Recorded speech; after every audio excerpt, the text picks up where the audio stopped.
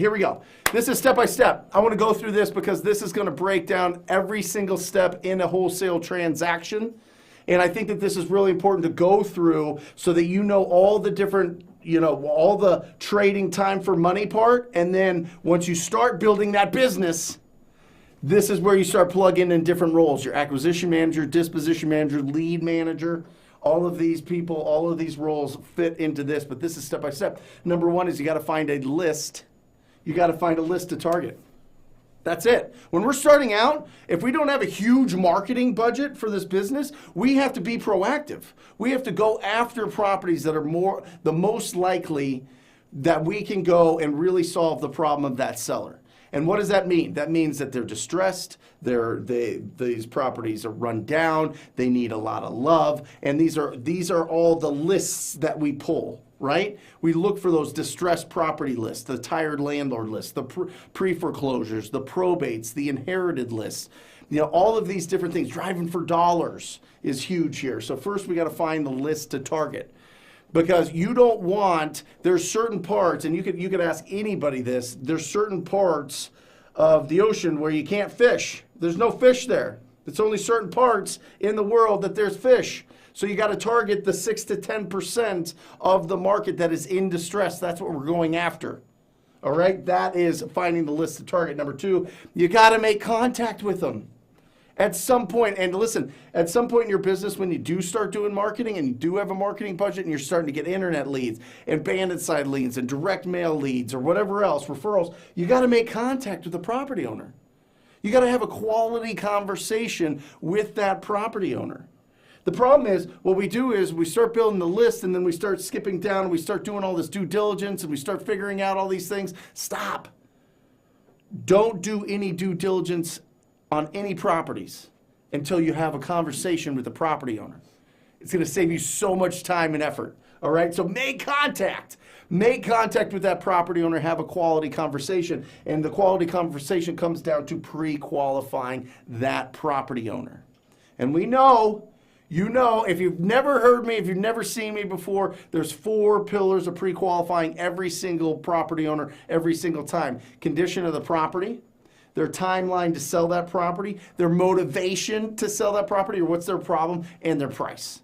Okay? So those are the 4 things that we need to do. But what we do is we get so excited. Oh, we just had a conversation with a property owner, and they were nice to us. Oh, my gosh, this is so great. I'm going to make so much. It's going to be so incredible. This is going well. Oh, my real estate business is off and running. I had a good conversation. But you don't pre-qualify. And you realize that they want above retail price for their property that's run down, or they don't want to sell it for a long time, or they just want somebody to come over. They're just kind of bored. They just want somebody to come over and chat with them about real estate. They're not really interested in selling their property, right? So we have to pre-qualify every single time, all right? Next is, this is when you do your due diligence.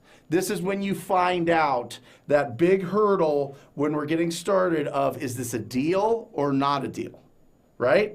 Is this a deal or not a deal? This is the due diligence. This is learning the value, the after repaired value of the property, ARV, and this is figuring out the MAO, the max allowable offer that you can give them and still make the profit that you're looking to make on these deals, all right?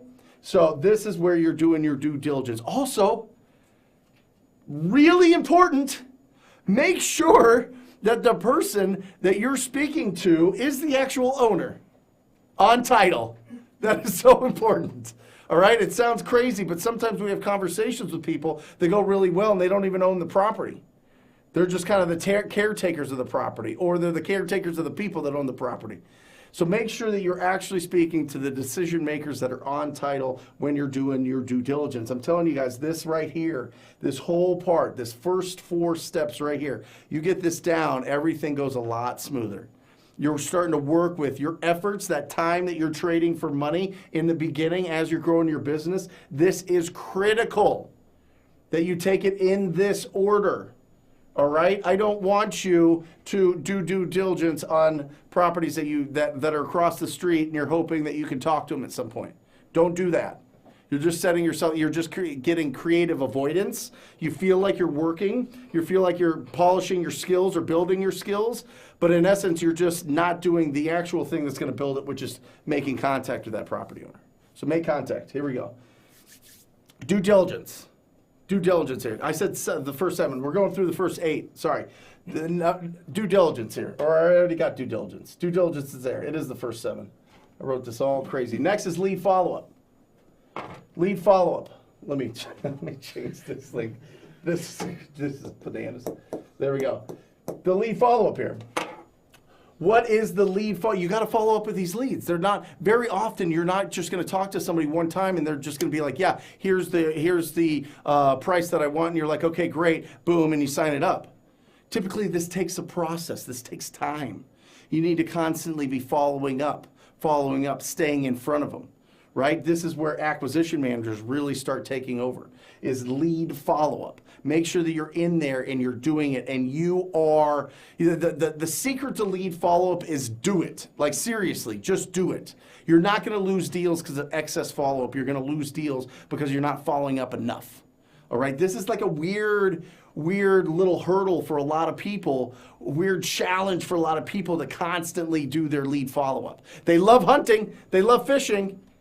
They just don't like the follow-up. So make sure this is a critical part. Most of your deals are going to come because of your efforts in the lead follow-up. Next is your offer presentation, right?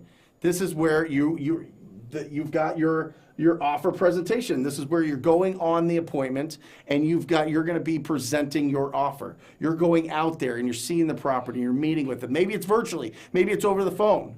But this is where you're putting together your offer presentation when you have them pre-qualified, when you know what their timeline is, when they're ready to make that decision right now, then you do your offer presentation. If you do it too early, you get leveraged. If you do it too late, you get beat out. So the timing of your offer presentation is critical. All right? And then the last one is the contract acceptance. This is when everybody gets excited. This is when somebody finds somebody committed to doing business with you. It's so incredibly exciting, right? They're going to do business with you. The contract acceptance. Holy cow, I've got the opportunity to do something special here. All right, so those are the first 7 steps of the wholesale process that you really need to look at, take a picture of it, and really understand this whole process here. Do you have your lists? Are you finding ways to make contact with them? Are you qualifying them? Are you doing the due diligence? Am I standing over? Are you doing your lead follow-up, offer presentation, and contract acceptance? All right, there you go. Build up your business. In the beginning, you are going to trade time for money, for sure. If you like that video, hit that subscribe button. We come out with new videos every single day. And if you want your questions answered, like you and I, one-on-one, make sure that you join us for the live show every single Wednesday. I will see you there.